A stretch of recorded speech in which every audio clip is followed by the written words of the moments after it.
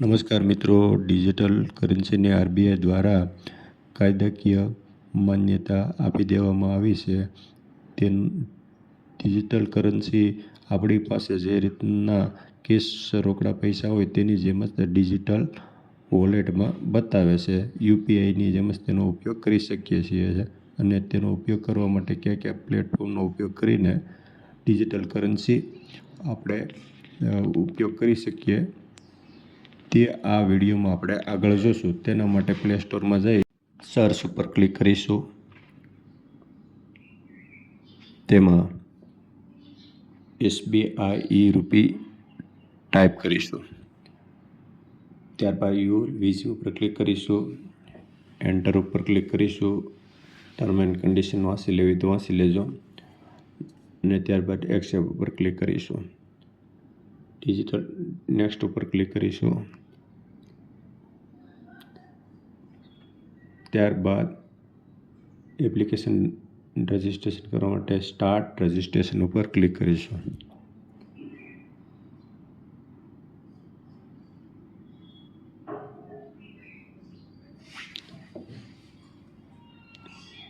Verify sim ઉપર click મારીશું. Sim number select કરીને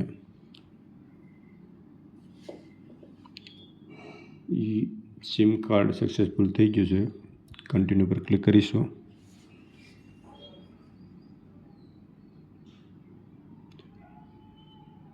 એપનો પિન નંબર સેટ કરીશું. સ્ક્રીન લોક વાળો હોય તે.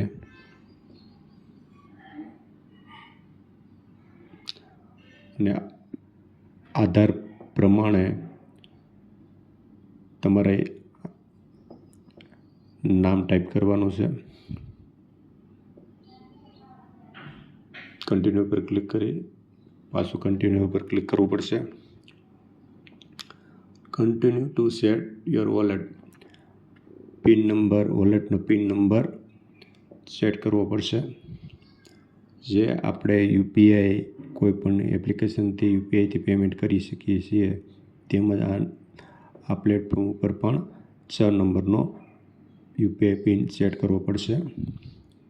Wallet pin your wallet pin successful set. બાદમાં કન્ટિન્યુ પર ક્લિક કરીશું. તેમાં 2 ઓપ્શન બતાવશે, SBI સેવિંગ વોલેટ ઓર આધાર લિંકેડ પર્પઝ વોલેટ. આપણે આધાર લિંકેડ પર્પઝ ઉપર ક્લિક કરીશું ને ત્યારબાદ કન્ટિન્યુ પર ક્લિક કરીશું. ટર્મ એન્ડ કન્ડિશન વાંચી લેવી છે. Enable Aadhaar linked special purpose digital rupees this Aadhaar base CBDC wallet registration. આ government direct benefit transfer DBT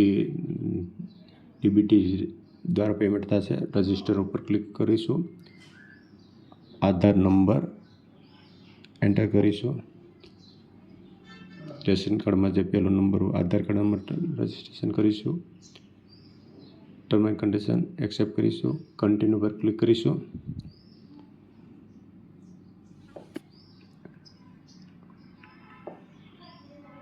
ત્યારબાદ ફરીથી આપણે કન્ટિન્યુ પર ક્લિક કરીશું.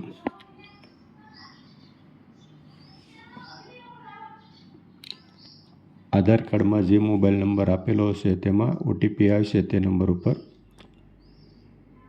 તે ઓટીપી આપણે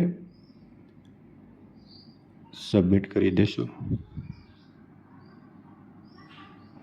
ઓટીપી આવવામાં થોડી ઘણી વાર લાગી શકે છે તો આપણે રાહ જોઈશું. ત્યારબાદ ઓટીપી એન્ટર કરીને કન્ટિન્યુ પર ક્લિક કરીશું.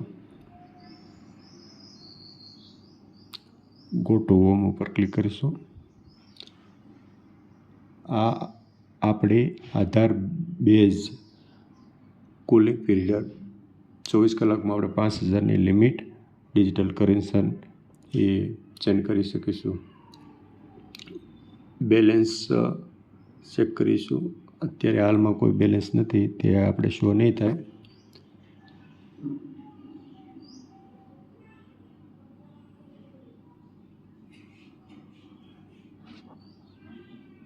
હિસ્ટ્રી ઉપર ક્લિક કરીશું તો આપણે હાલમાં કોઈ ટ્રાન્ઝેક્શન કરેલ નથી એટલે હિસ્ટ્રી બતાવશે નહીં.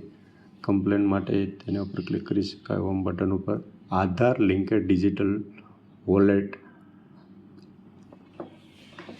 આપણે કમ્પ્લીટ કરેલું છે અને ફૂલ કેવાયસી માટે પણ અબાઉટ માટે પિન સેટિંગ પિન નંબર ભૂલી ગયા હોય તો આપણે આ ઓપ્શનમાં ક્લિક કરી શકીએ છીએ. આપણે હાલ ફૂલ કેવાયસી કરવાનું છે, તેના માટે SBI સેવિંગ વોલેટ ઉપર ક્લિક કરીશું.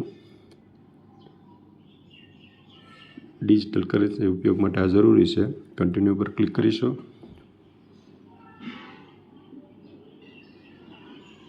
પેસિંગ બેંક ડિટેલ સર્ચ કરી રહ્યા છે. ત્યારબાદ આપણે જે બેંકનું ATM કાર્ડ હોય છે તેને ક્લિક કરીને સિલેક્ટ કરીને તેના છેલ્લા 4 ATMના 4 પિન નંબર એન્ટર કરીશું. ત્યારબાદ મહિનો અને તેનું વર્ષ એન્ટર કરીશું.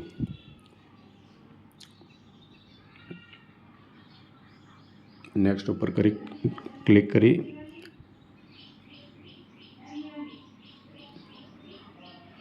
આ રીતે આપણે ડિજિટલ કરન્સીનો ઉપયોગ કરવા માટે એપ ડાઉનલોડ કરી શકીએ અને તેનો ઉપયોગ કરી શકીએ અને આગળના વિડીયોમાં આપણે ઉપયોગ